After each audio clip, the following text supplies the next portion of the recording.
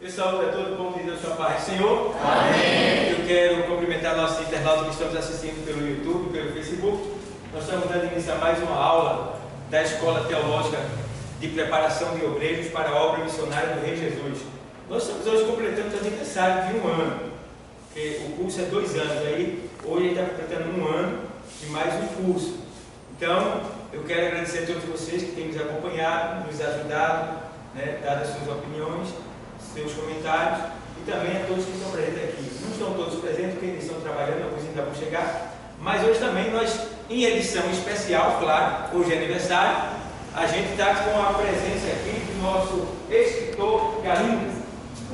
Galindo, ele é o escritor do livro Islamismo. Deixa eu botar aqui, que é para o câmera dar um zoom ali. Ele é o escritor e ele está fazendo esse lançamento desse livro já em várias localidades, várias igrejas, em várias escolas, e agora ele está sendo lançado aqui na Igreja AD Brasil, em Igreja de Água Virada. Então, também ele está disponível a todos que o convidar para esse lançamento, tá bom? Então, os que quiserem convidar o escritor Galindo, ele está disponível para levar o material dele e apresentar, como vocês estão vendo aqui, ó, vai começar agora a palestra com ele e vai ser tudo aí apresentado através do Data Show. Então, como vocês podem ver, vai ser um momento especial. Hoje a gente vai ter uma aula sobre islamismo. Então a gente precisa aprender um pouco sobre essa seita, que é chamada de religião. Então, não paga nada para aprender. Então, graças a Deus, aqui nós temos ensinamento e procuramos cada vez mais buscar para nos aperfeiçoarmos, para saber como responder acerca da nossa fé àqueles que nos interrogar, àqueles que nos buscar. Então, agora eu vou passar a direção do trabalho para o nosso escritor Galindo, para com o senhor a direção do trabalho, tá bom? Tá bom. Eu quero inicialmente cumprimentar a todos com a paz do Senhor. Amém. E agradecer pelo convite e também pela confiança, e a credibilidade que é esse trabalho que nós realizamos. Trabalho que não foi fácil, trabalho de intensa pesquisa, E o livro tem sido bem aceito, bem procurado. Nós estamos aí iniciando, a nossa jornada como escritor e demos a ênfase para falar do islamismo dentro de um contexto mais de um trabalho missionário, missionário. E todos que têm esta pretensão e que têm esta visão missionária para além, devem conhecer algumas características dessa atividade. E falar do Evangelho para um islâmico não é coisa fácil. É uma ação um tanto dificultosa de fazer. Então, logo esse livro, o islamismo, ele vai tratar da origem, vai tratar do desenvolvimento e vai tratar dos pilares, ou seja, da sustentação que dá para que esta religião, que é uma das mais novas, diria até a caçula das religiões, mas que hoje é a segunda maior religião do universo. Nós vamos aqui falar um pouco sobre ela.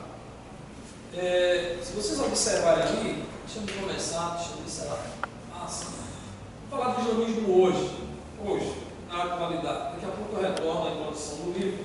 E é um livro que teve, inclusive, o seu prefácio feito por um grande escritor, o escritor Walson Salles, que também escreve sobre esse tema, e ele é um perito nessa área que a gente tem acompanhado. Então, observe, o islamismo é a religião que mais cresce atualmente no mundo. Mais de 1/4 da população mundial é muçulmana, segundo o último censo realizado pela ONU. Então veja onde nós estamos.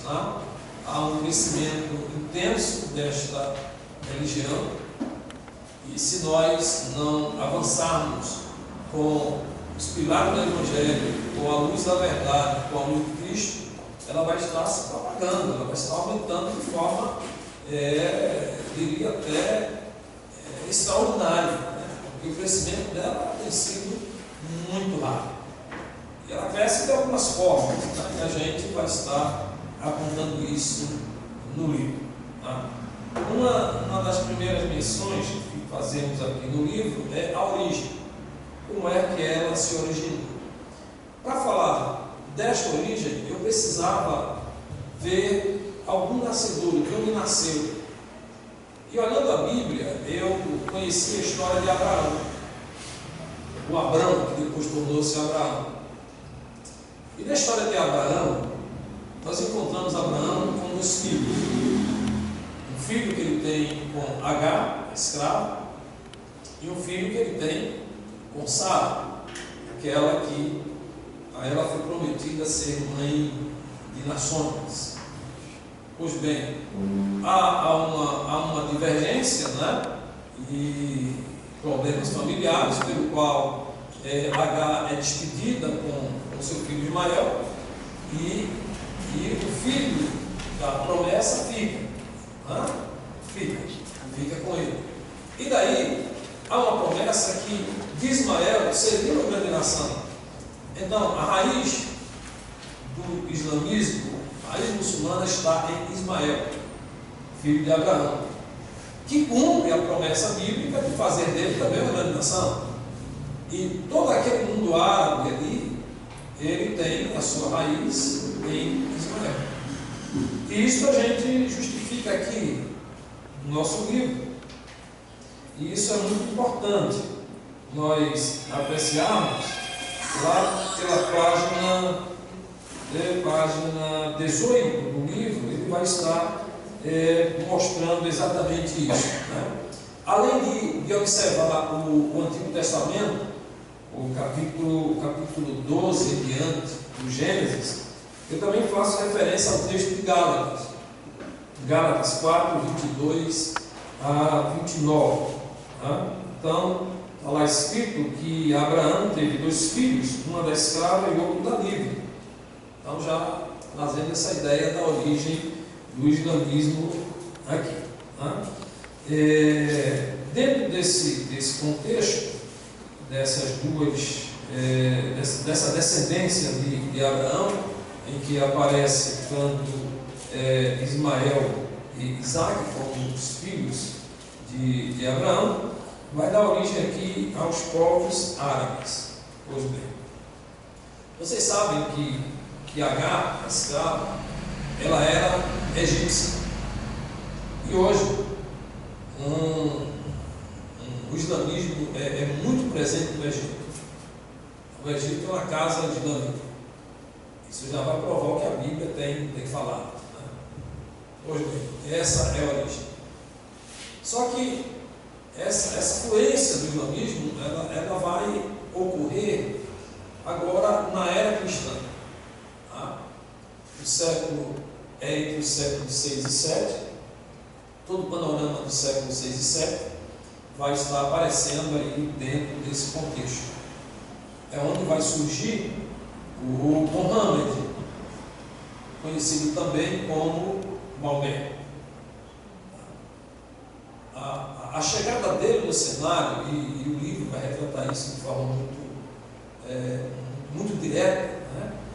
Ele vai tratar da família, vai tratar da sua vida, traz um pouco da vida do profeta, e ele vai viver em um cenário, e quem lê o livro vai ver que assim, ele vive num cenário muito triste, aparentemente muita tristeza, muita dor, muita perda, né? Ele nasce, mas o pai já morre e ele não tem assim, a presença do pai. Depois também fica órfão da mãe. Recebe uma herança pequena, vai ser cuidado pelos tios.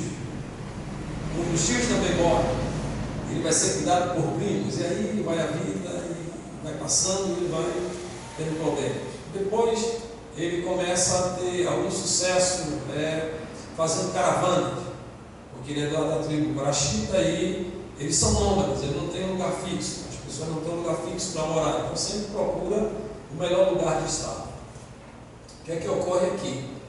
O que ocorre é que ele, aos 25 anos, ele vai casar-se.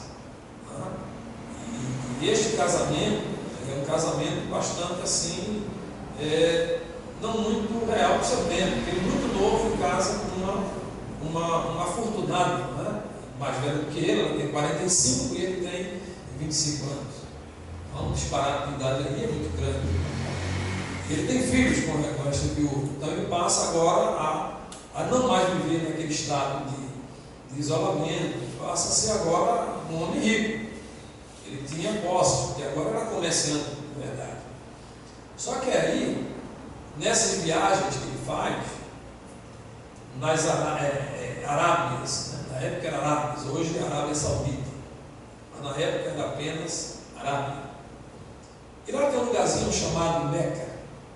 Nós vamos ver muitas vezes essa Meca aparecendo aqui, não sei se ela ali, Península Arábica. E quando lendo o livro nós vamos ver essa península como uma fortaleza natural, algo que a natureza se encarregou de fazer. A Arábia é uma península que fica ao nordeste da África e Ásia e faz fronteira ao sul com o mar Arábico, e ao leste e oeste existem cadeias montanhosas que dificultam a invasão de outros povos, e ao norte há um imenso deserto com alguns oásis. Então veja, isso a gente está olhando do ponto de vista mais atual, do livro atual. Mas vamos voltar lá no século VII, onde não tinha presença da tecnologia, onde a coisa era muito rudimentar. E é nesse espaço que Maomé vai existir. E aí, quando ele tem essa ascensão, ele vai se voltar mais para uma questão espiritual, vai se auto-espiritualizar. E ele começa a ter orações em um dos montes da Arábia, e lá ele começa a receber a visita, segundo ele, a visita do Gabriel. O anjo Gabriel que vai lhe dar uma mensagem. Mas a mensagem aqui, ao que me parece, é uma mensagem que vai causar uma inversão, uma divisão. Então, se o anjo Gabriel é do bem, jamais ele iria colocar qualquer mensagem para o mal. É contrário à palavra. Então o que é que vai fazer? Ele vai receber essa mensagem e vai transformar essa mensagem mais tarde, porque ele também não escrevia. Ele não escrevia, ele apenas ouvia e ditava para que alguém pudesse escrever. Os primeiros convertidos à religião muçulmana, a religião de Maomé, foi um primo e a esposa. Os primeiros que deram crédito ali. Bem, lembra que eu falei de Meca aqui? Meca, um lugarzinho lá na Arábia. E esse lugar é um grande centro comercial, mas também religioso. Pois bem, esse nascimento, como falei aqui, e agora com mais precisão, e a vida deste homem, é mais ou menos 570. Veja o que eu falei há pouco, e eu vou retomar aqui a atividade, que quando o pai morreu, pouco antes do nascimento dele, eu já falei aqui, e já com a idade de 6 anos, ele perde a sua mãe. Eu já tratei disso de forma mais abrangente no início. E apesar disso, ele desfrutou de uma infância alegre no ambiente dos beduínos. Mas veja, essa versão não vai me dizer que foi tão alegre assim. Essa versão do ponto de vista de um observador, mas nem todos os outros vão afirmar que esta alegria era isso que está tendo aqui. Então, dentro desse contexto, ele vai viver naquela área e vai frequentar Meca. E o que é que tem a ver Meca? Meca é um grande centro, como disse, comercial, mas também um grande centro religioso. fosse uma Jerusalém. Mas na época, a Meca, ela era um centro de adoração. Imperava ali o politeísmo. Politeísmo. O que é politeísmo? Politeísmo é a crença em vários deuses. Aí o pessoal está chamado aqui para entender. Porque o catolicismo tem Roma, né? O judaísmo tem Jerusalém. É isso? O islamismo tem Meca. Tem Meca. É isso? Mas agora não só Meca. Daqui a pouco vai aparecer uma outra configuração aqui. Então vamos voltar a Meca e vamos voltar ao politeísmo de Meca. Ou seja, Meca era um panteão. Um lugar onde existia vários deuses. Todas as formas de deuses tinham ali. Estou trazendo isso porque aqui no livro eu vou suscitar uma outra discussão, que são o nome, por exemplo, de Alá, como uma representação de Deus para nós aqui. Muitos conflitos, muitas conversas, muito debate, alguns dizem assim, não, Alá é o sinônimo de Deus, é uma palavra em árabe que significa Deus, e a gente vai entender hoje que não é. O livro vai nos mostrar que não é isso. Por quê? Vamos voltar ao que eu estava a falar aqui. Eu falei que Meca era um panteão, foi isso? E disse que ali existia vários deuses. E um dos deuses do panteão, por incrível que pareça, chamava-se Alá. O Alá. E esse tinha alguns filhos e algumas filhas. Pois bem, afora todo um conjunto de outros deuses que existia ali naquele panteão. Por isso que até hoje ainda há uma que a gente chama aqui de romaria, né? Vai procissão, aglutina-se pessoas e vão sempre a Meca para fazer adoração desses vários deuses. Deixa eu chamar a atenção para vocês para uma outra coisa. Não sei se agora está aí. Já estou falando dele, deixa aqui. Bem, está ali. Alá é o único Deus e Maomé seu profeta. Está ali. Mas vamos lá. Eu vou só ler, mas eu vou voltar para a Meca aqui ainda. O islamismo foi fundado por Maomé, segundo a tradição muçulmana. Maomé, aos 40 anos, recebeu os fundamentos do Islã diretamente do anjo Gabriel. Falei aqui. Estas revelações se acham reunidas no livro sagrado, o Alcorão. Essa tradição islâmica que Alá é o único Deus e Maomé é o seu profeta. Vamos voltar para Meca novamente. Por que Meca? Porque Maomé viveu muito tempo em Meca.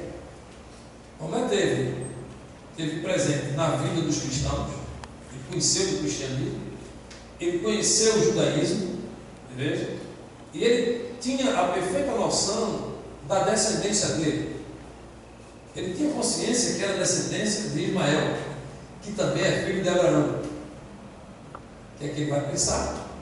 Diz, olha, politeísmo nem pensar.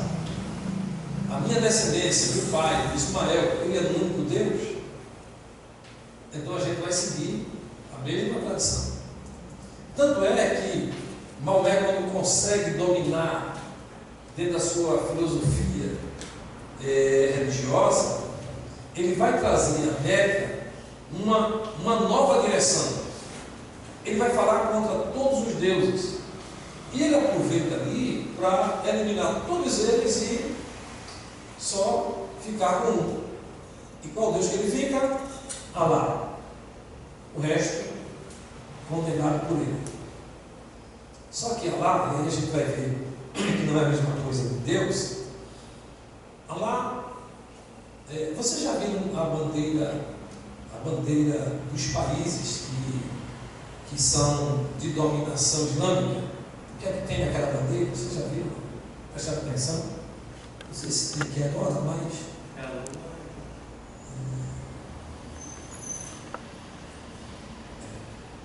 deixa aí, daqui a pouco eu vou tratar disso aqui.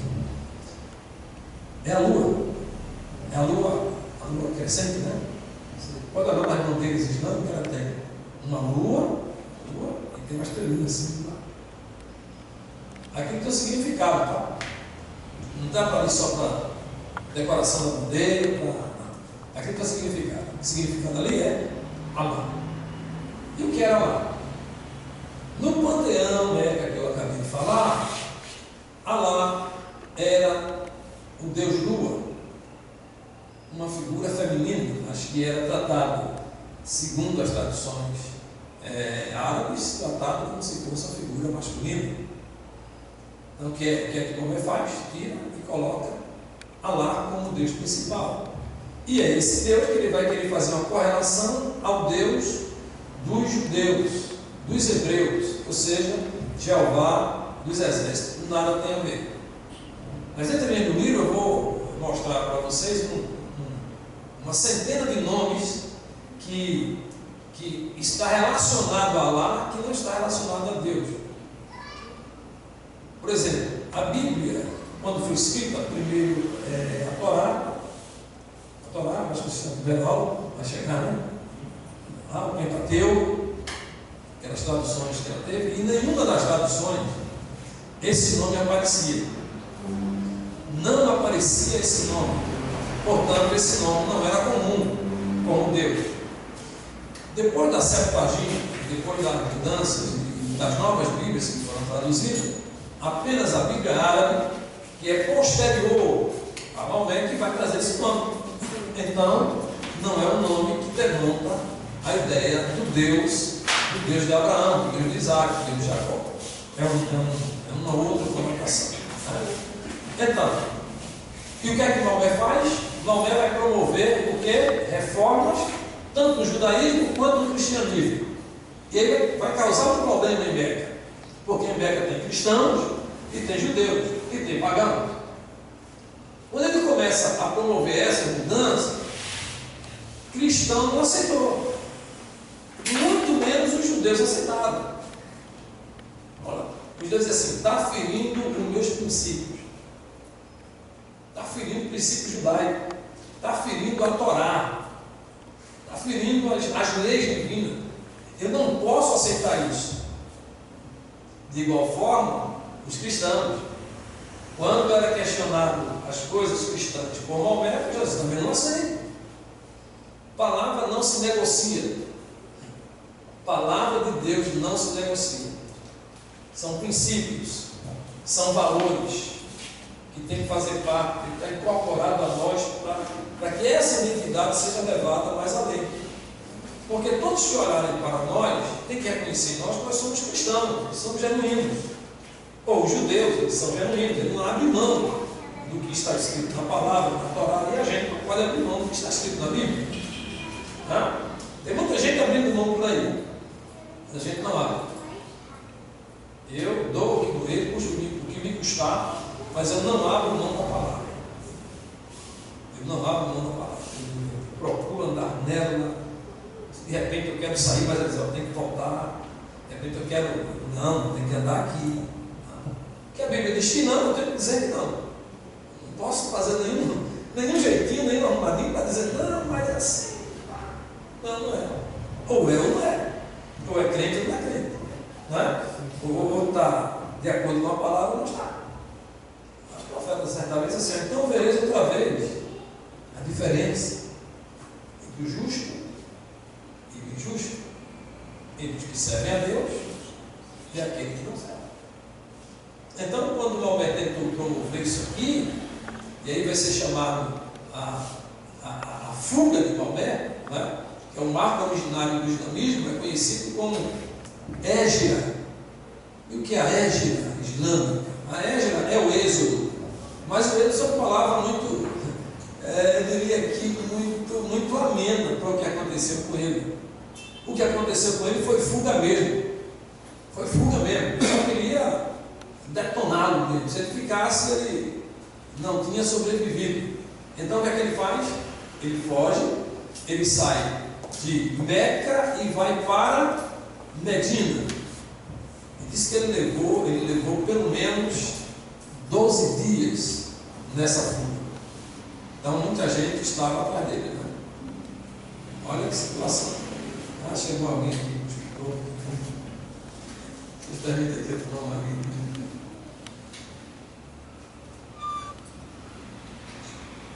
Câmara, estou com muito aqui na aula. Sim, então eu falava da fuga, né? Ele sai de Meca e vai para Medina. A distância de Meca e Medina, há uma divergência ali, que diz que são 500 quilômetros. Outros até aferem que a distância é menor. Mas fica entre 400 e 500 quilômetros. Isso não vai influenciar na fuga. Ele fugiu. Não dá para ir, ele fugiu. Só que, chegando em Medina, ele vai arregimentar um exército ainda maior. Ainda maior. E agora, o islamismo que era pregado por ele, com aquela religião de muita paz, começa a mudar. Ele se aproveita de um momento de elevo espiritual do povo de Meca, porque havia um período em que as pessoas viviam apenas para o serviço de uma adoração aos deuses. Eles se desprendiam, eles não faziam nada, só faziam só os rituais, não podiam fazer nada. O que é que ele faz? Ele arregimenta uma caravana, entra na cidade e faz uma carnificina. Ele mata mesmo. Mata mesmo. O pastor pensou para mostrar algumas cenas meio que pesadas, fortes, que são provocadas por esses grupos. Né? E quando ele retorna para a Meca, ele retorna ele com vontade de ser o titular, de ser o principal. Né? E quando isso ocorre, ele vai dominar a Meca. Ele agora vai ser o principal da Meca. Por isso que até os dias de hoje, escutem bem, onde chega o islamismo, não chega só a ideia religiosa, chega também a ideia de governo, de poder. Nos países islâmicos não é separado religião de Estado. A Constituição é o Alcorão. O que reza ali é o que as pessoas têm que seguir. Então observe que a coisa não é bem amena. Né? Se a gente tem problema, observem bem, nós cristãos, nós temos problemas, por exemplo, a gente tem problema com o comunismo. Tá? Para quem desconhecesse a verdade, deixa eu aflorar aqui a mente. Nós temos problema com o comunismo, o cristianismo tem problema. E o cristianismo também tem outro problema, esse é mais recente, que é o globalismo. Então veja, são três frentes que tentam neutralizar o avanço do Evangelho. Nessa ordem eu coloco islamismo, comunismo e globalismo. Às vezes eu fico preocupado, porque às vezes eu falo dessas coisas, alguém pensa que eu estou tratando da questão política. Não, eu estou tratando da questão da ideologia, do processo. O que está claro para todo mundo. E veja se não é verdade. Eu vou tratar do islamismo, porque a minha função aqui é falar só do islamismo, mas eu vou trazer uma ideia para a gente fazer as comparações. Por exemplo, em qualquer país comunista ou de ideologia comunista, a primeira coisa que sofre são os símbolos sagrados do cristianismo. Quando eu estava conversando com uma pessoa, e fazendo defesa aí e tal, não, mas se Deus quiser, a gente vai como quiser e tal, tá bom, então. Você venceu os argumentos. Agora, você consegue chegar na China, e lá na praça da China abrir a Bíblia e dizer, Jesus é o Salvador, Jesus vai libertar, e sair lá do mesmo jeito? Nem entra. Nem entra, gente. Agora mesmo há pouco aqui, na Nicarágua, quem entra? Ninguém entra. Para falar do Evangelho? Não entra. A China, há 3 anos atrás, mandou tirar todos os crucifixos das igrejas e demolir alguns templos. E o Islã não quer que apareça a cruz de jeito nenhum, que seja para salvar ele, não quer a cruz. Então veja, a gente tem o problema do comunismo, o globalismo é diferente, que não precisa derrubar a igreja, não precisa tirar a cruz, não precisa. Eles vão derrubando o Evangelho com ideias dizendo que tudo é igual, filosofia, tudo é a mesma coisa, e que a gente tem que fazer assim, e de forma muito sutil, vai penetrando, a ideologia de gênero ali, vem outra coisa, e vai derrubando, e a gente fica sem força para pregar. Sabia que a gente vai ficar sem força para pregar? Não vai precisar violência, não. Apesar só de forma de lei, calar a gente. A gente vai poder falar sobre homossexualismo, a gente vai poder falar sobre aborto, a gente vai poder falar contra isso, porque a lei vai amordaçar a gente. Então não precisa derrubar a igreja.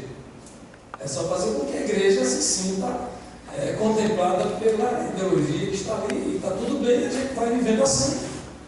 E assim vai. No islamismo, a coisa é mais intensa. Por quê? No islamismo chegam a degolar pessoas, a cortar a mão, a colocar as pessoas em forma de cruz dentro de pneus. Quando a pessoa no pneu, a pessoa fica assim, ó, e joga um combustível e toca fogo. Isso aqui. Islamismo. Não é aquela região da paz, como se tem falado. Então isso começa no seu nascedor. Tanto é que tem um capítulo desse livro que eu falo o seguinte: islamismo, religião de paz ou uma trilha de sangue? E você vai lendo e vai percebendo como é que foi as inserções dele em relação aos povos que não eram islâmicos, aos povos não islâmicos. Então é algo que é preocupante para a gente. A gente não se acorda para isso, parece que quase ninguém fala. Na religião quase ninguém fala, mas enquanto a gente não fala, ela está migrando. Eu tive uma surpresa quando eu vendi o segundo livro, que foi a um nome aqui no guardaria, o primeiro. E depois eu disse: olha, eu vou querer esse livro porque eu quero dar a uma irmã, dar um presente a ela, porque a filha dela tem 17 anos, conheceu uma pessoa dessa religião, e hoje ela já está no Rio de Janeiro, fazendo a catequese, né? Sendo iniciada, né? no islamismo. Veja, eu achei aquilo interessante e pronto, isso é normal. Aí depois eu tenho um amigo que desejou ter o meu livro também, é aqui na Otacílio Azevedo. Ele tem até uma loja de imóveis aqui, Valdeci Imóveis, Valdeci Imóveis. Então é bom que eu estou dando testemunho de quem realmente viu, se for tratar já sabe. Não é verdade? Porque a gente fala, será que é isso? Porque às vezes a gente, quando fala, às vezes pela ênfase da voz, a gente feita a coisa, lembra um pouco, mas eu estou dizendo exatamente como foi. Ele disse: olha galera, eu vou pegar esse livro, eu quero ler esse livro, porque eu tenho uma pessoa que era muito amizade, crente, veja, era crente, e hoje está envolvido com o islamismo e está tentando me levar também. Eu vou dar esse livro para ele. Então veja que está chegando. Isso são duas coisas que vieram à tona. E o que está acontecendo à nossa volta a gente não está sabendo.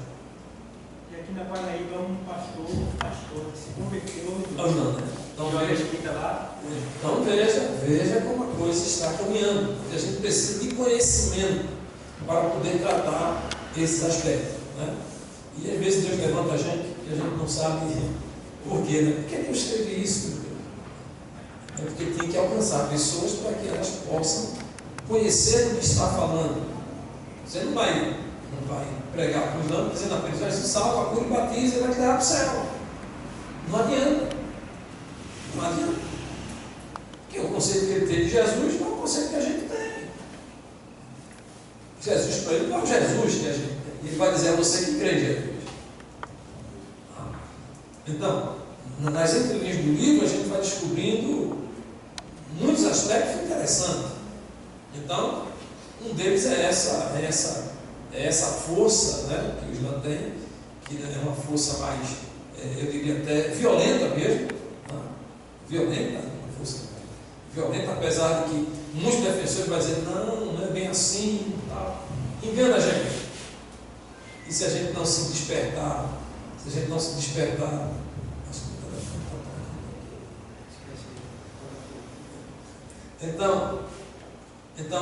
a gente não se despertar, a gente começa a estar envolvido com essas questões. Então veja a gravidade que é. Então, desde o seu nascedouro é exatamente assim. Não mudou, apesar de voltarem numa certa paz. Né? Então é por isso que aconteceu essa égida, essa fuga dele. Porque é um episódio que ele vai embora, ele sai de Meca. Um detalhe também que eu não falei um pouco é que a cidade de Medina, quando ele foi, era chamado de Yatreb. E isso dá-se em 622, já agora na nossa era cristã.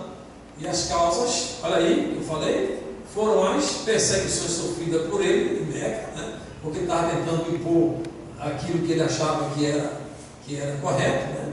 Então, uma das coisas que a gente vai perceber aqui é que essa égida, ela vai marcar o início da era. O calendário dele é diferente do nosso. Tá? Não é depois de Cristo e antes de Cristo. É na égida. É o primeiro ano, 622 em diante. Por isso que aqui eu tenho uma controvérsia no livro, quando eu falo do ano que surgiu o islamismo. Eu coloco 630. É o dado que eu tenho da fonte que pesquisei. Mas há um problema de data, porque Maomé ele se vai 632 por aí. E a origem parece ser preocupante, quer dizer, não casa, como é que é 622 que vai surgir e o início do islamismo é só 630. Porque esse tempo é o tempo que ele leva para estruturar o islamismo como religião. E é essa a data que eu associo esses dados que a gente estamos a falar. Falando do terror, eu vou falar depois desse terror. Tá? Depois eu vou falar desse rapaz. Eu acho que muitos conhecem e outros ainda não. Os mais novos, né? Certamente não vivenciaram essa questão. Mas vamos lá. Então, como disse, é uma trilha de sangue, onde chega ele vai espalhando terror, né? E vai se apropriando dos espaços. Bem, o crescimento de Maomé como líder e essas conquistas que ele faz das cidades e dos países que ele vai consolidando, ele faz isso através de acordos político-religiosos. Veja, como isso é possível? Ele vai fazendo casamentos.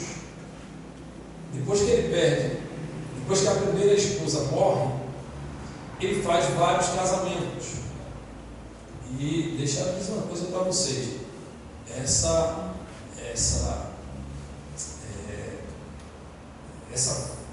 Essa ideia do islamismo, ela continua até hoje. Tá? Os chefes islâmicos, aqueles que são cabeça, né? Eles continuam com a mesma prática de Maomé. Que prática é essa? São vários casamentos. Então o líder lá pode ter vários casamentos. E pai dos senhores. Nós vamos um jeito para dizer, mas eu posso falar. Mas toca fogo, que é tudo de cabeça aí. Tudo de cabeça. Pode tocar fogo. Não. Pode falar. É tudo bom, 18. Pode arrancar. Então vamos lá. Então essa prática continua até hoje. Às vezes eu fico preocupado, porque já nos nossos dias aqui, fazem não só apologia, mas fazem uma defesa muito grande ao que a gente chama de pedofilia. Isso está estampado aí. Todo dia tem denúncia, todo dia tem denúncia, e isso é abafado ou passado por panos quentes, e isso não é tratado como devia ser tratado, mas é presente isso hoje na sociedade. É presente na sociedade. E isso ocorre intensamente, isso está tomando uma forma que quase que incontrolável. E depois estão fazendo com que essas coisas passem como sendo normal para a gente. E isso eu estou falando da nossa sociedade. Né? Mas quando eu olho para a sociedade e começo a ver na sociedade islâmica algo que não tem contestação. Aqui a gente ainda luta, a gente ainda fala contra, a gente se levanta uma voz ali, outra aqui, mas lá não tem essa voz que se levanta. Maomé, ele vai casar-se com uma criança de 6 anos. E a gente fica indignado se a gente pensar. Isso é o islamismo. Ele é prometido a ele com 6 e ele contrai o casamento com 9 anos. Consuma o casamento. Existem alguns trechos hoje que está na internet, que você vê aqueles casamentos que a gente chama hoje aqui casamento social, que é vários casamentos ao mesmo tempo, não é? Coletivo. Lá no islamismo ocorre isso. E quando me mandaram, estava fazendo a pesquisa para o livro, aí o colega mandou, disse: olha, Galindo, vê aí para tu fazer análise e colocar no livro. Eu até não dei muita ênfase nessa parte, porque era o meu primeiro volume, e eu segurei um pouco para não despertar muita coisa. Eu guardei para o segundo. Mas eles mandaram, por exemplo, a imagem de vários homens já, de certa idade, velhos já, e o cara de criancinha assim, eu perguntei: o que é isso? É o avô com uma neta? Eu disse: não, eles estão casando. Isso é o islamismo. Quem tem que combater isso? Nós. Não pode ficar calado. A gente tem que falar de Jesus para esse povo. A gente tem que mostrar Jesus nesse povo. E mostrar conforme a Bíblia nos manda. Queridos, a gente às vezes silencia para muita coisa. E quando a gente se cala, parece que as pedras não estão clamando ainda. Jesus disse: se vocês se calarem, até as pedras vão clamar. Às vezes fala de pedra clamando, Jesus fala de sofrimento para a gente, que a gente se calou diante do que a gente não devia ter se calado, ou a gente, de certa forma, a gente se negou, a gente foi omisso, a gente não levou a nossa palavra, não levou o nosso conhecimento de Deus que a gente tinha. E outros, talvez até se embelezem e comecem a fazer a defesa dessas coisas. E isto é perigoso. Principalmente para nós que somos cristãos, temos convicção, temos, a gente precisa levantar nossa voz. Mas só podemos fazer isso se tivermos conhecimento. Se a gente não tiver conhecimento da coisa, como é que a gente vai falar? Você falaria isso para uma pessoa que se dissesse islâmica, que defendia? Você falaria o que eu falei agora para ela? Certamente não, porque não conhecia. Mas agora vai acender uma luzinha. Quando for evangelizar alguém que tenha essa linha de pensamento, já vai tocando, mas do ponto certo. Vai tocando do ponto certo. E eles vão recuar, porque sabem que você conhece. Mas isso não é só para o islamismo, viu? Esse tipo de conhecimento se estende a qualquer ideologia, a qualquer prática de fé contrária à palavra de Deus. Aqui é uma parte que nós precisamos, de uma forma mais intensa, mergulhar nesse contexto. Então, são essas as questões que diria até de violência, que são a violência, que poucos conseguem falar. Deixa eu botar aqui, falar desse Bin-Laden aqui. Ele é terrorista, mas odiado. Aí ele coloca aqui nos Estados Unidos, mas na verdade ele é mais odiado pela fé cristã.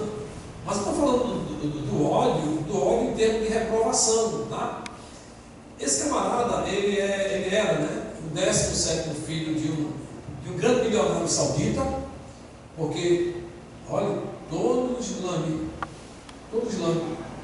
tem uma condição financeira muito boa, eles têm dinheiro. E não é pouco, é muito. Ele financia tudo que quer. Então ele domina, consegue dominar qualquer coisa, qualquer lugar ele consegue dominar. Isso está cheio de mesquita, onde chega, é rapidinho para construir. Não é que vem tanto dinheiro. Lembre-se, eles são islâmicos, são árabes, né? Nem todo árabe é islâmico, a gente depois tem aqui um capítulo que trata isso, né? Nem todo árabe é islâmico, mas eles têm uma bênção especial, que é aquela bênção que Abraão disse, que Deus disse a Abraão que daria a ele, né? Faria grande nação, seres abençoados e tal. E essa nação árabe aí é rica, é muito rica em petróleo, por exemplo. Eles dominam o mundo, muito dinheiro. Foi promessa de Deus, né? E foi promessa de Deus. Para o seu filho, vai. Então, logo no início aqui eu vou dizer que essas duas promessas distintas. Uma promessa espiritual, que é a promessa de Isaac, que é a promessa espiritual, é essa que nós estamos herdando aqui, né? Nós herdamos a promessa espiritual, tá? A gente somos filhos de Abraão, tá? E Jesus confirmou isso, né? Quando foi chamando os gentios, chegou salvação a essa casa. E a salvação nos alcançou também. Estamos aqui hoje para glorificar o nome do Senhor. O Senhor disse lá, Abraão, que em ti serão benditas todas as nações da terra. Todas as nações. E nós estamos. Né? Depois, quem te abençoar, será abençoado. E o Brasil é um desses. Desse. Aonde nasceu, surgiu, né? Israel. O Brasil foi um dos que estendeu a mão a Israel no momento mais cruel, né? Que foi ressurgir a nação de Israel em 1948, né?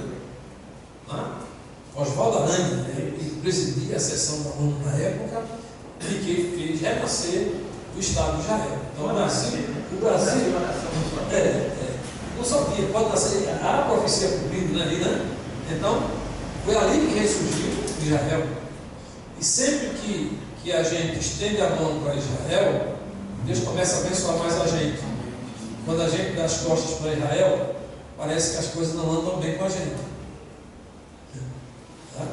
Então vamos entender que eu estou falando dentro do contexto islâmico. E o Senhor diz que prosperarão todos aqueles que orarem pela paz de Israel. Pela paz de Israel.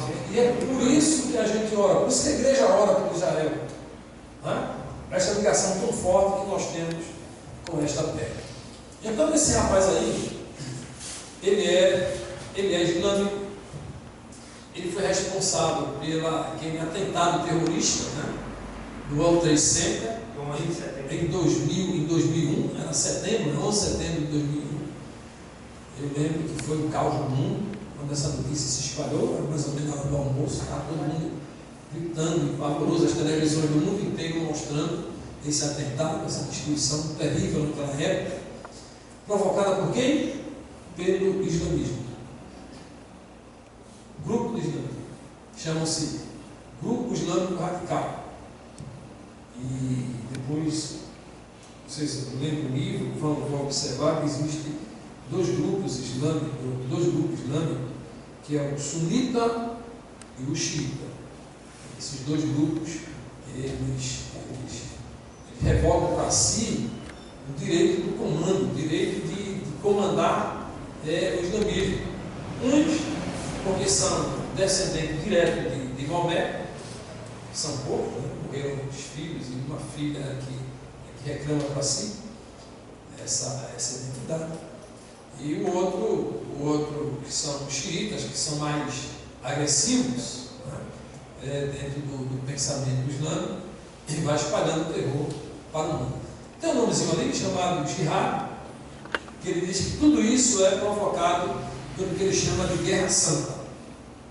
Toda ação deles, feita para destruir qualquer nação que não seja islâmica, eles fazem isso por Alá. Deve falar em homem-bomba? A volta cabe, inclusive, chega no aeroporto. eles fazem isso em nome de Alá. Mas, peraí, se Alá é Deus, e é o Deus que a gente conhece, então me parece que não tem muita ligação. Não é? Então por isso que a gente tem que ter um cuidado quando a gente tratar esse nome. Tá? Esse nome. Alá não é o Deus Jeová. Não tem nenhuma relação um nome com o outro. Aí você vai lembrar sempre do que eu falei aqui hoje.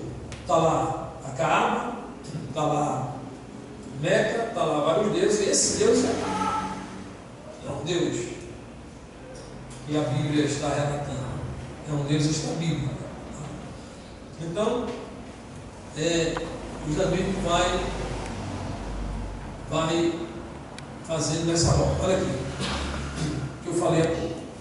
Sunitas e xiitas. Isso começa a aparecer 30 anos após a morte de Maomé, o Mohammed. Esse nome é muito popular, né? Mohammed. E parece-me que os menos avisados devotam esse nome ao profeta de Alá, que também não é verdade. Porque esse nome Mohammed, ele já existia antes de Maomé. Já existia antes de Maomé. Antes dele já existiram outros Mohammed. Mas quando senta nele, parece que atrai para ele assim, esse nome como sendo a propriedade dele. E quem vai, os seus sucessores vão trazendo isso, tanto é que se popularizou esse nome. Se você vai na África, hoje, onde o domínio islâmico é grande, você vai encontrar muito Mohammed. Hoje na França também já está assim, eles invadiram a França. Na França já tem um número considerável do islâmico ali. A França está sendo tomada ali. Tanto é, não sei se vocês lembram, que houve um atentado a um jornal, por causa de Manchester, que fizeram com o Alá, né? Lá em Maomé, então fuzilaram lá todo mundo. Então eles são muito agressivos, eles defendem a sua religião com a própria morte, a própria vida pela religião. Olha que contraste. Enquanto Cristo deu a vida por nós, eles estão dando a vida por algo. Né? Agora, deixa eu refletir um pouco. Eles estão dando a vida por algo que eles não conhecem. E alguns de nós, por muito pouco, estamos negando a vida por vir correr por nós. Estamos negando ele assim, claramente. Em palavras, em gestos. A gente nega a nossa vida. Nega mesmo. Então tem que olhar mais voltado para as escrituras. Então esses dois grupos aí, nós, os sunitas, se baseiam na religião, né, no Alcorão e na Sunna. O que é Sunna? Sunna são explicações do Alcorão. É como se fosse um livro paralelo que vai explicar o que tem lá. E essa escrita diretamente, né, citada por Maomé para aqui. Enquanto os xiitas, eles acreditam apenas no Alcorão. Eles dizem, olha, o livro é o Alcorão e nada mais fora dele. Aí torna-se mais radical, porque o Alcorão, ele tem alguns versículos que dá susto, né? Dá susto. Ele diz, olha, tem uma Sunna do Alcorão que diz o seguinte, que eles podem matar, podem pegar uma flecha e atirar, e vai atingir a pessoa, mas eles fiquem tranquilos que aquela flecha, eles apenas soltaram a flecha, mas quem guiou a flecha foi lá. Então isso já consola o camarada, tem qualquer remorso do camarada, né? Porque não foi ele, só fez a missão e quem orientou o projeto foi lá e está tudo em casa. A reza também, né? Exato. Tu não entendeu bem. Ele quer dizer que ele puxa a flecha de Deus e o Alá dele. O Alá é como se eu não consigo atirar, quer dizer que foi Deus que guiou, não foi eu que atirei. Não. Ele disse, a intenção foi sua, você foi que puxou. Satanás é o velho que sai para fazer. É ele lá. Mas nessa Guerra Santa, o Alcorão trata exatamente assim. E no Alcorão me corrija, escritor. Tem um texto que diz que todo infiel deve ser perseguido e morto. Todo infiel deve ser perseguido e morto. Então, é outra coisa que a gente tem que ter cuidado. Quem se balançar para o lado de lá e for, não tem volta. Quem for para lá e quiser desistir, não tem volta. Quando eu terminei de escrever o livro, ia fazer o lançamento, um pré-lançamento no dia 5, uma semana antes, acho que foi uma semana antes, houve um episódio nos Estados Unidos de um escritor que escrevia em relação ao evangelismo, que ele foi esfaqueado. Isso passou assim, fantástico, não foi? Eu estava dormindo, era quase meia-noite, e daqui a pouco recebi uma ligação de um amigo que disse: Galindo, dá tempo de desistir. Tu viste o que aconteceu? Eu disse: não, eu não assisto a Globo, eu não assisto essa mídia aí, essa mídia grande, eu não assisto, eu não tenho nenhuma informação por ela. Eu tenho alguns canais que eu acho que são confiáveis, eu faço algumas assinaturas, inclusive fiz assinatura agora, quando eu comecei a trabalhar o livro, fiz assinatura das Portas Abertas, que é um site, é um jornal que me oferece muita informação do que ocorre pelo mundo, e aí eu não tenho como ser enganado. Não tem como ser enganado. O cara me dizer uma coisa, eu vou ouvir por educação, mas jamais ser enganado por aquilo que estão me dizendo. Então eu vou conferir primeiro para saber a raiz daquela informação. Então, o Portas Abertas oferece muita informação. E outros jornais, né, como a Revista Oeste, e tantas outras aí, que dão informações concisas. Então ligou para mim e disse: tem que desistir. Não avança nesse projeto, não. O negócio não é bom. Agora mesmo teve isso. Eu disse: rapaz, eu acho que chegou muito tarde a vez. Eu já fui chamado para isso. Isso aqui é um chamado, é a minha colaboração com o Evangelho. Não posso desistir, eu vou. E a gente vai orar por ele, viu, pessoal? Para Deus dar também. Irmãos, depois disso, eu recebi uma outra ligação. O livro começou a se propagar, muita gente querendo e tal. Aí recebi outra ligação. Aí ele disse assim: escritor, olha, o senhor está entrando num caminho, numa seara um pouco pesada, né? Por isso você não vê muitos escritores falando de islamismo aqui. Qual é o escritor? Qual o livro tem alguém? E principalmente aqui em Recife, são poucos os que se avolam a escrever sobre ele. Então essa ligação dizia: olha, amigo, tu vai ter cuidado a partir de agora, tá? Mas se preocupe não. Assim que eu vi o seu livro, eu disse: eu vou comprar o telefone do escritor para ligar para ele. Ele disse: olha, irmão, eu estou à sua disposição, porque eles vão entrar primeiro com a ação da justiça. Eles entram com a ação. E eu não sabia disso. Eu não sabia. Já vários escritores sofreram ação da justiça em relação aos islamistas, porque eles não querem que diga o que realmente é. Por exemplo, o que eu disse aqui hoje é uma afronta. Posso ser penalizado por isso. Imagina eu dizendo isso na internet, dizendo isso nas entrevistas, dizendo isso nas palestras, e essa coisa vai se propagando. Vão me pegar. Ele disse: mas se preocupe não, se me pegar, sem problema, eu estou colocando à disposição de você todo o aparato jurídico que eu tenho. Que bom, já me confortou. Você não vai precisar gastar dinheiro com advogado nenhum para fazer sua defesa. Eu estou colocando à sua disposição. Né? Aí disse: Deus está. Eu não pedi a ninguém, irmãos. Veio para mim, Deus está no negócio. Ele disse: olha, eu só não posso levar você de um atentado. Aí eu não posso. Aí você tem que orar e ir caminhando. Então a seara aqui não é fácil. É difícil. Você lutar contra toda uma estrutura que não é apenas local, não é apenas aqui. Isso aqui vai para além. Né? Então, a gente está seguindo o caminho. Então, irmãos, então quando a gente mostra essa força, a gente está dizendo que a gente precisa de voluntários, de irmãos que comecem a ter mais conhecimento sobre a causa para poder fazer a defesa da fé. Tá? Isso aqui é mais a jihad, que eu falei agora, né? Que ele chama aqui da Guerra Santa, na qual, segundo o Alberto, todo muçulmano, olha aí, que morre expandindo a sua fé, alcança o paraíso. Olha que promessa. alcança o paraíso. Tem mais. E se for homem, a recompensa é encontrar 12 virgens. muitas virgens lá, e ela vai se renovando. Diz que é 12 virgens. Então, essa é a renovação que eles vão fazer. E muitos são levados por isso. Então, essa é a Deixa eu ver se eu tenho mais alguma coisa aqui.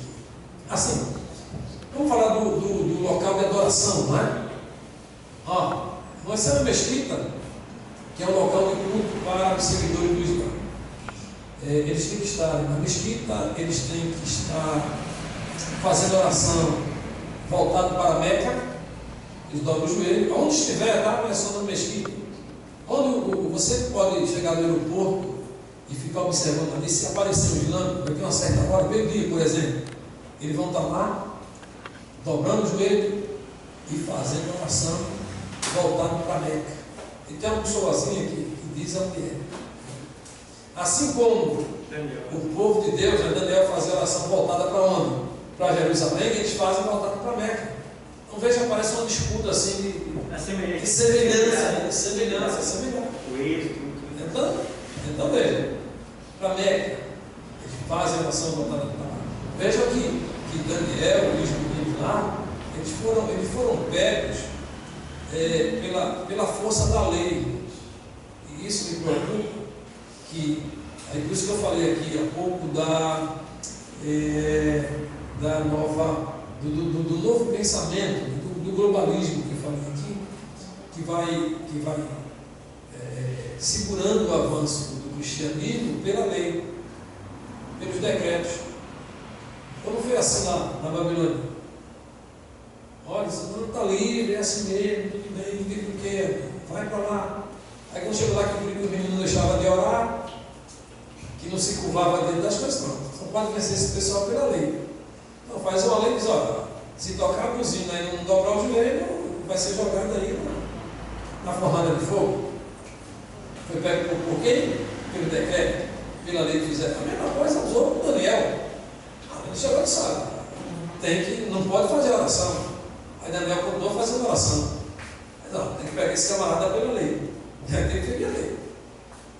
Aí pegaram o Daniel orando, agora é a lei, pode, então você vai ser devorado pelos demônios. Né? Mas aí o Deus que a gente serve é o Deus que está com a gente sempre. Tá? Então deixa eu ver se tem mais alguma coisa aqui. Assim, aí vem o Alcorão. O que é o Corão? O Corão é um livro guia, né? É chamado livro sagrado da religião, assim como a Bíblia é para nós, assim como a Torá é para o judeu, o Alcorão é para os islâmicos. Só que o Alcorão é um livro recitativo, recital. Então, o livro sagrado, os muçulmanos acreditam que o Alcorão é a palavra literal, não é de Deus, mas de Alá, revelada ao profeta Maomé. Olha aqui os absurdos que a gente fala. E muita gente, se não tiver a clareza do que é o Evangelho, facilmente vai. E Maomé se assemelha a Moisés, né, que subiu o monte, né? Ele também subiu o monte, né? Ele sobe o monte para receber essas revelações. Agora veja, lá no monte, quando Moisés sobe, quem fala com ele é o próprio Deus. E aqui, quem fala com ele é o Gabriel. Né? Quer dizer, o anjo. Então, não é Deus quem fala com ele. Então aí já vai quebrando essa narrativa de similaridade entre Maomé a lei de Deus e Moisés, a lei de Deus e a lei de Maomé, o Corão. Então, esse livro é muito explicado. Interessante, uma coisa, um detalhe que é importante falar no Corão, é que até algum tempo esse livro foi proibido de ser traduzido. Não podia estar em nenhuma outra língua. Por quê? Porque o árabe era a língua sagrada do Corão. Então nem outra língua podia estar. Só que, com a expansão do islamismo, essa ideia está sendo quebrada. Para quê? para alcançar mais pessoas, para alcançar mais lugares. Isso se assemelha à Torá, porque a Torá também não era para ser lugar. escrita. E graças a rapaz chamado Alexandre, né, que a Torá pôde ter a sua primeira tradução, que a gente chama de Septuaginta. Ela tem a primeira tradução. Então, o que temos aí é exatamente essa questão de fazer essa similaridade com o que pensamento islâmico com o pensamento judaico-cristão. Professor, Sim. mas esse Alcorão dele tem capítulo e versículo? Tem versículos. A Suna tem versículos. Capítulo não tem, não. Tem versículos, só versículos, literalmente. Eu não sei com as novas traduções se eles já estão também fazendo essa similaridade com a Bíblia, né? Mas que tem muitos versículos lá, já tem separado os versículos. Daqui a pouco eu vou abrir para vocês fazerem perguntas nessa questão.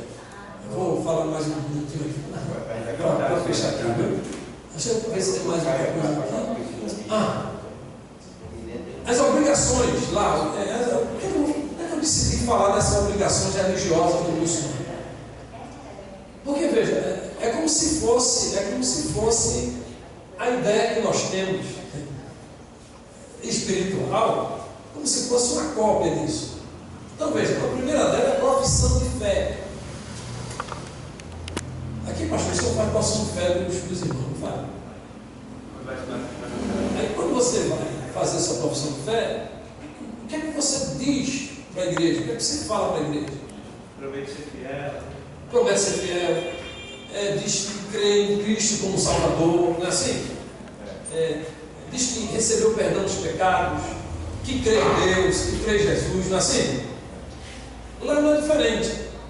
E a profissão de fé lá é a seguinte: crer em Alá. Mas veja, escute bem, não é só em Alá.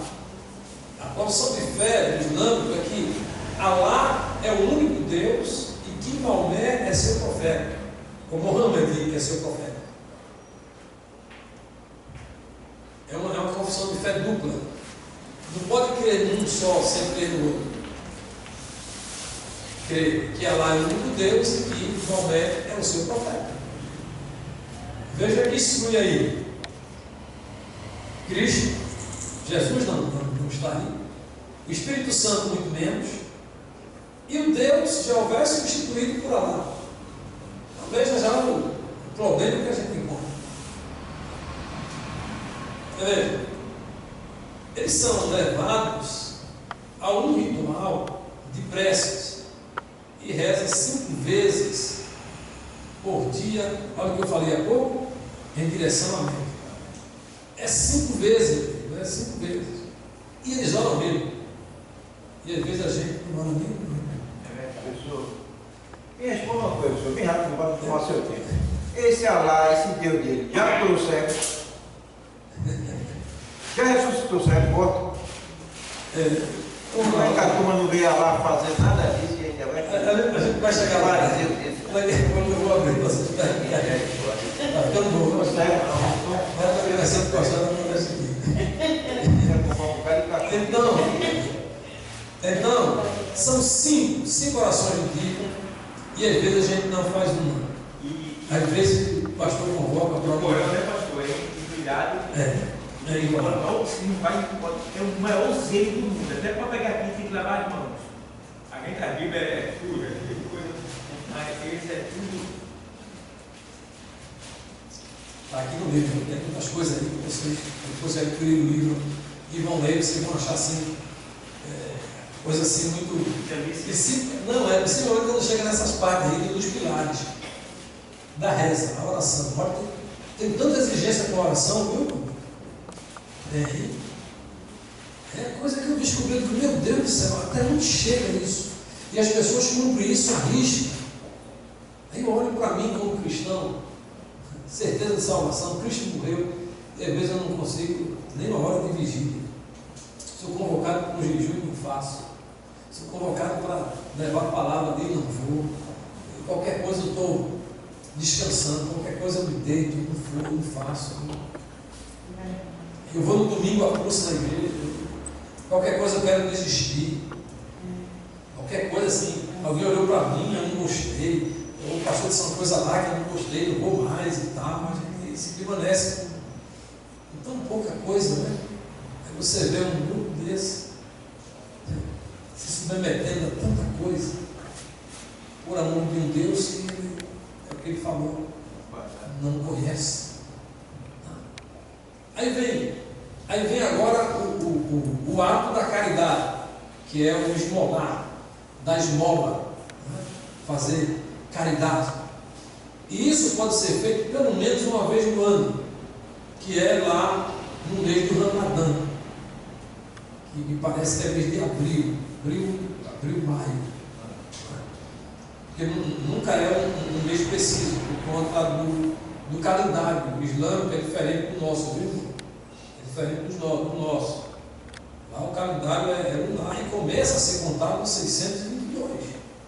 E a gente já vê lá no primeiro século. Ele tem o calendário gregoriano, o calendário juliano, né?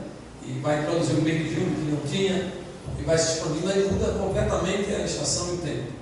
E aqui eles fazem exatamente nesse período, abril, maio, às vezes começando no início de março, basta que o calendário deles caia nessa data, e aí você tem esse mês do Ramadã, mês para fazer o jejum e dar esmola, e a Meca, pelo menos uma vez na vida.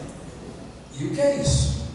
Lá na capa do livro, na frente eu tenho uma mesquita, aí atrás tem uma foto aqui, a página de Meca, que vocês vão ver, que lá tem a grande pedra preta, né?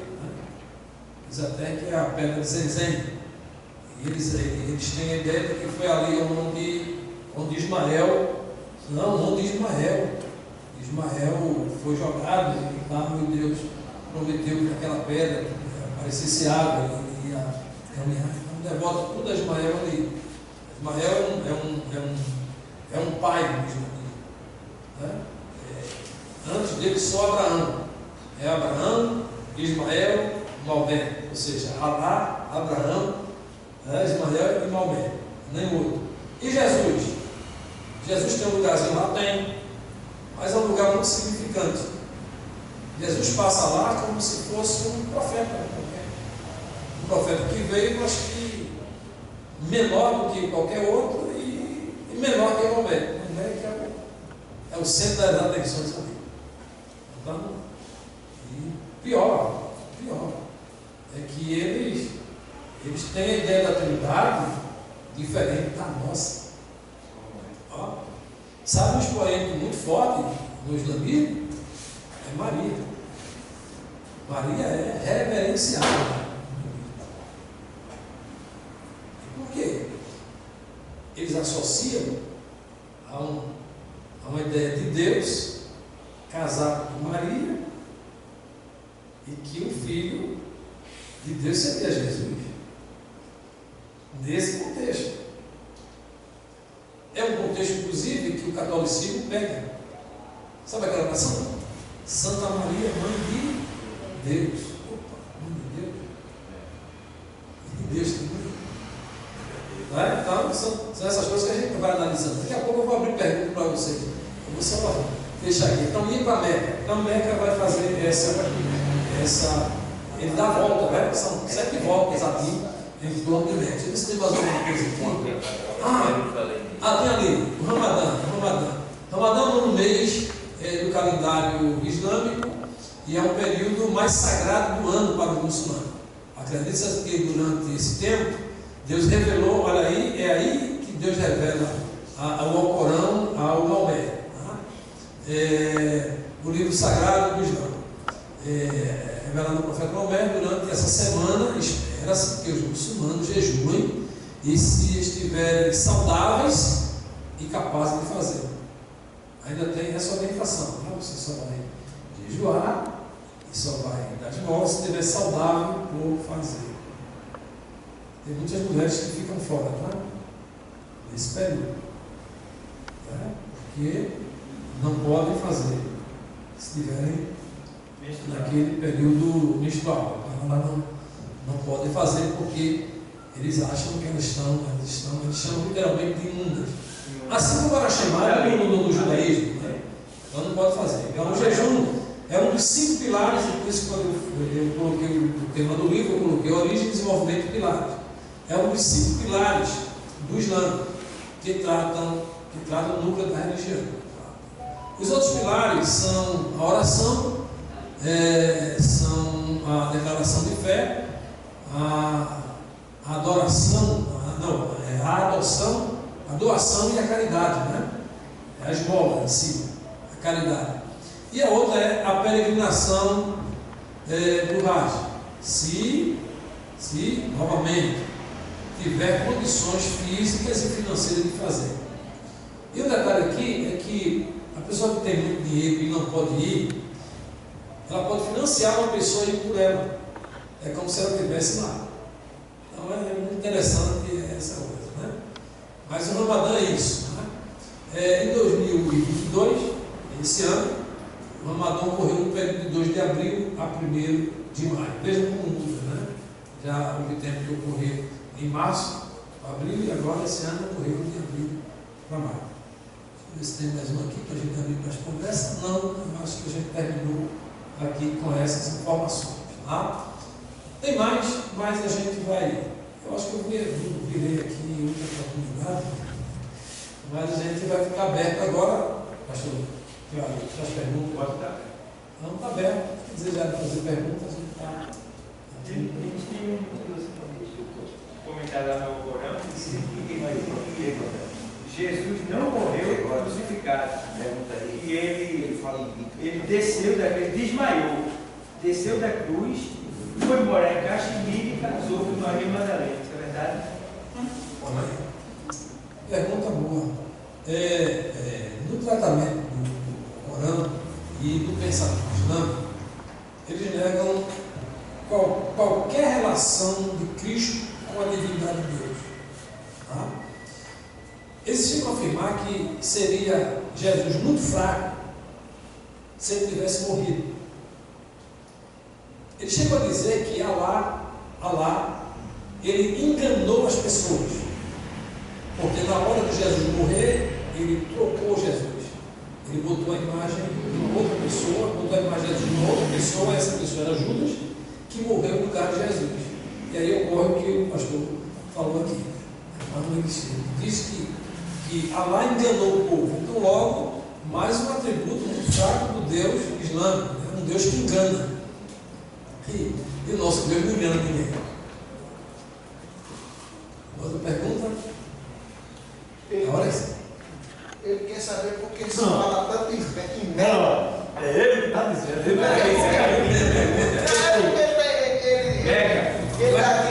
Ele falou em Meca. Ele quer saber por que ele fala tanto em Meca. Tanto em Meca, não, é porque para entender, olha, para entender o islamismo, a gente tem que entender a origem dele. E a origem do islamismo é Meca. E pode ver até as orações que é feita lá, tem que ser voltado para Meca. O jejum, o Ramadã, tem que ser feito aonde? Em Meca. As 7 voltas que tem que ser dado nesse período tem que ser aonde? Tem que ser em Meca. Então tudo jura em torno de Meca. E devia ser Medina, né? Agora, quando o senhor falou que o islamismo, Sim. ele abrange uma certa parte da Arábia Saudita, mas nem toda a Arábia Saudita não, porque nem todos lá querem acreditar. Não, é isso eu disse aqui a pouco. Nem eu falei aqui, nem todo árabe é islâmico, nem todo islâmico tem essa coisa. Agora, por exemplo, a gente fala muito aqui na janela 10/40, quem já ouviu falar aqui? A gente fala de culto de missões, né? Então aquela janela 10/40, ela é quase totalmente islâmica. Por isso a dificuldade da penetração do Evangelho. Não existe cristianismo ali. Se entrar, você entra como sendo, sei lá, um contrabandista de Bíblia. Você entra lá, camuflado, vai lá, faz a distribuição, pega aquelas igrejas secretas, mas quando descobre, morre todo mundo. O que acontece quando o islamismo ele começa a entrar em outro país? O que vai acontecer? Bem, veja só, o islamismo, quando ele chega a qualquer país, ele não chega mostrando a verdadeira identidade dele. É como se ele se camuflasse, ele vai se adaptando aos poucos ao que aquele espaço, aquele país tem, e vai ascendendo aos poucos. Por que a França tem sofrido muito? porque eles já tomaram quase todos os espaços na França. Então ele vai se acomodando. Quando eles conseguem dominar de forma total, aí eles vão colocando a sua identidade para funcionar. Né? Porque, como eu disse aqui no começo, né? O islamismo não é apenas uma religião. Quando ele vai para determinada localidade, ele não vai só com religião, mas vai com poder administrativo e com poder político. A Constituição de qualquer país que for dominada pelo Islã passa a ser o Alcorão. A Inglaterra tem o berço do cristianismo, a Inglaterra, né? Lá onde morreu a rainha, né? Então já está lá, então você não pode mais dar literatura, se você der isso com estrangeiro, você é deportado, é preso. Já está lá no ministério da rainha, já tem ministro da Islã. Veja. Quer dizer que a rainha da Inglaterra já aceitou esse domínio lá. Eles já estão lá. Não é que aceitou, é que eu acabei de falar, ele vai se moldando ao lugar que ele está, de forma que ele vai ganhando seguidores. E aí o que acontece? Às vezes a minoria fala e vamos ter que aceitar aquilo ali. Vamos fazer o seguinte, vamos amenizar aqui, vamos permitir isso por enquanto, para não ter problema. E aí vai ampliando. Deixar o mouse se levantando. Isso. Eu não podia pegar essa raça e vai embora que aparece. Não. Quer dizer que ela morreu no teu para ficar no lugar dela, né? Calma, Fernando. Não, só vai certo. Aí deixa aqui no preste entrar, depois pode ter gente. Para tirar difícil. Tem mais uma pergunta aqui? Vamos entrar na música. O seu livro, ele é o suficiente assim, já para fazer uma abordagem, assim, caso eles vierem, assim, esse livro ele já pelo menos já dá um rumbate. Não, já dá uma visão boa, porque aqui eu não trato só do que eu falo, mas você viu aqui que eu citei versículos, texto do livro que vai fazer a confrontação com essa ideia que a gente tem. Quantos países esse islamismo que o senhor já foi lá, já? Hã? O senhor já foi lá no islamismo? Do islamismo? Não, veja só, o islamismo ele não é um lugar só. Ele não é um lugar só, é uma ideia que está espalhada no mundo todo hoje. Quantos países mais ou menos a sua capacidade ele já está dominando? Já dominando, por exemplo, se eu falar do Oriente Médio já quase que todos os países estão lá, que eu falei aqui, a janela 10 por 40. Aí são mais aí de 60 países, já com essa conotação. Eu tenho aqui no livro, eu cito alguns. Eu cito, por exemplo, o Irã, eu cito aqui a Indonésia e também os países da África. Né? Eles estão muito concretizados ali, se estabeleceram ali e tem força, viu? Tem muita força ali, que não consegue penetrar mais nada. Depois que está no lugar, acabou. É tipo comunismo. Depois que chega, você tirar do comunismo da China, só a intervenção divina. Não tem condição de tirar. É o islamismo. Quando chega. Mais perguntas? O senhor já fez quantos livros? Esse aqui é o primeiro. É o primeiro. Quer dizer, falando de islamismo, eu tenho um outro livro, mas é um livro mais para a escola, que é um livro de poesias, e foi publicado pela editora Bom Livros, de São Paulo, e esse agora que a publicação foi independente, exatamente porque eu tenho que assumir o que eu estava falando no livro. Eu terminei um curso de missões. Podemos tirar relatos de alguns deles para ser trabalhado? Pode, para ser trabalhado aqui, por exemplo, quando eu cito aqui alguns países que o islamismo invadiu. Aqui nós temos esses países que eu falei aqui, citei, daqui no livro pode tirar os tópicos que tem aqui e falar. No Brasil, a base deles é onde? Olha, no Brasil hoje nós temos Curitiba, né? Curitiba, aquelas áreas mais próximas do Rio Grande do Sul, temos. Recife também já temos aqui uma quantidade considerável. Um detalhe aqui é que 2016, rapaz, Não lembro. Você lembra o período do governo Dilma? Dilma Rousseff? 2014, 16, né? Ela disponibilizou uma área para que viesse para cá uma mesquita esse ano. Porque foi esse inverno. Foi grande. Muitos hectares. Para trabalhar com famílias de crianças. Então isso, na verdade, o que ela estava fazendo ali era criando uma força a mais para ter o apoio de fazer qualquer política nesse sentido. Foi oferecido por eles, porque eles pegam essa área carente e começam a trabalhar na área financeira.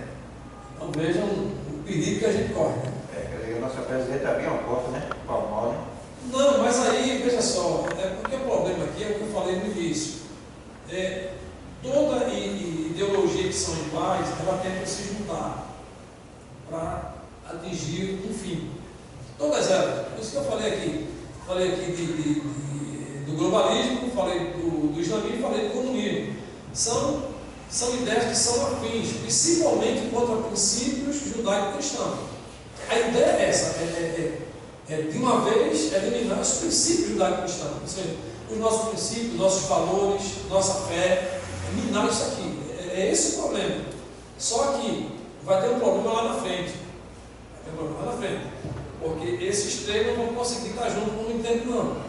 Um vai querer puxar um do outro, aí vai ter um outro problema. Mas aí a igreja já está no céu, já está na boca do Cordeiro, não vamos se preocupar com isso, não vai estar mais aqui. Professor, eu digo, veja só, se Alá, Mohammed, seu dia, ele faz todo esse negócio, por que não faz um texto que Jesus fez? Por um cego, por um leproso. Aí eu digo, aí tu vai tentar finalmente chegar no cidade de Jesus. Mais alguma pergunta? Não, senhor, porque a turma, veja, se prostrar, pergunta uma coisa, que não faz nem o texto que Jesus fez, só não tem que ser, Deus não perdoe. É uma mente muito pequena. Passar espiritualmente. É isso aí, é seguir. E Paulo diz que Deus de cego chegou a entender que muitos para que nós mantenhamos a luz do Evangelho. Isso é muito importante. Mais perguntas? Sim. O senhor está liberado. Estou liberado. Já não for para quem vai lá, me chame. Eu quero lá ajudar. Você lembra? Ele é porque ele é Leonardo, aí vai por cima. Vai sim, né?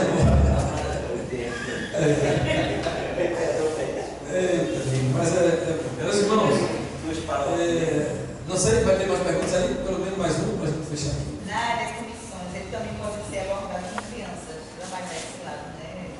Despertando, orientando. Isso, veja só, agora. Não despertando totalmente, mas dando uma orientação de família e criança. Isso é por isso que quando eu tenho dificuldade da fala, você me fala, pastor, pode falar isso aqui? Pode, tal, a gente tem que ser cauteloso e o ambiente que a gente está tem que se adaptar a ele. Né? Aqui é tudo treinado. Pode treinado já, né? Então, Pode ficar listado lá. Pode apertar, né? Pode, vocês podem inclusive fazer aqui uma adaptação, você tratar a coisa mais pedagógica para a criança, tem que dar uma espécie de figura, pode fazer a imagem do Mohammed para mostrar que não é igual à imagem de Jesus, né, para ser esse paralelo. Tem outra coisa que eu não falei, mas está aqui no livro, é a questão das mulheres, da vida das mulheres no mundo. Será que tem a mesma liberdade no cristianismo? Sou mulher e sou cristã, é uma bênção. Mas eu sou mulher e sou islâmica, e complica muito. Já aproveita a prova de orar. Já proíbe do quê? Já aproveita a prova de orar dentro do tempo, se tiver daquela regra. Não. Mas veja, eu não vou falar não, porque senão vocês não vão querer comprar livro. Vai saber. Não vai ofender nossa mente, não. Taca fogo. Ele está sabendo que está ali, Para mim está fogo. vai estar fogo. Olha, irmãos, até a oração, a oração, ele demora muito a oração, sabe por quê? vezes a oração dele é interrompida.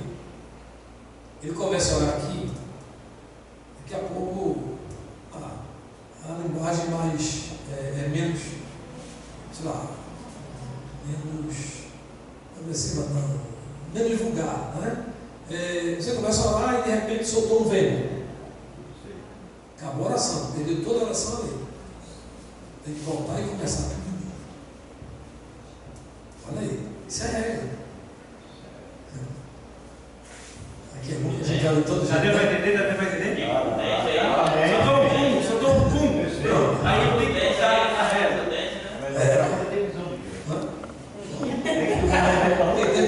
Está orando, tem que tirar o tempo para ir para Deus.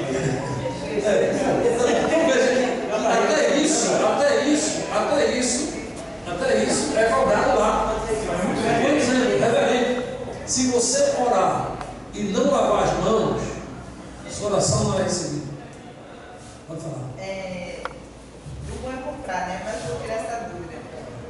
No livro tem falando sobre as posições que ele ora. Tudo Tem.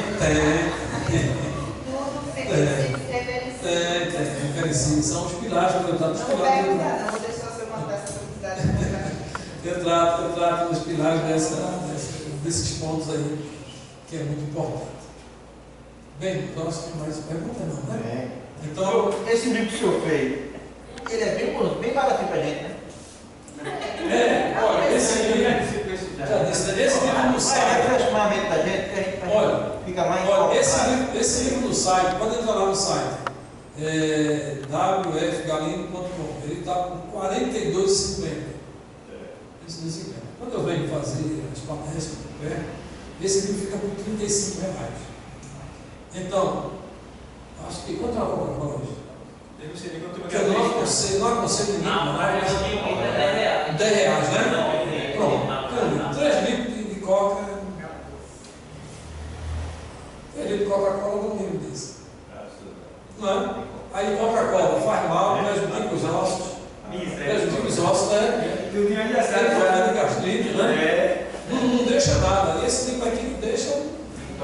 Eu não vou dizer que me deixa conhecimento, mas vou dizer que me deixa bastante informação que você pode transformar em conhecimento. Né? Porque eu sempre procuro diferenciar informação de conhecimento. Tem muita gente bem informada, mas com pouco conhecimento. Pouco conhecimento. Vocês vão ver no final do livro aqui, um tanto de citações de livros que eu tive que ler, pesquisa que eu tive que fazer, é numerado aqui, na referência. Os autores que eu tive que ler, as visitas que eu tive que fazer, os encontros, as conversas, para poder realizar esse livro. E não é fácil fazer isso. São noites de sono, Chico, levanta, está tudo errado, vai não. O senhor pretende fazer mais um livro? Não vou parar não. Eu me empolguei agora, né? Se o senhor quiser deixar todo o completo, o senhor sempre venha para aqui e traga para cá. Traga para cá, né? A gente quer saber desse paizinho aí.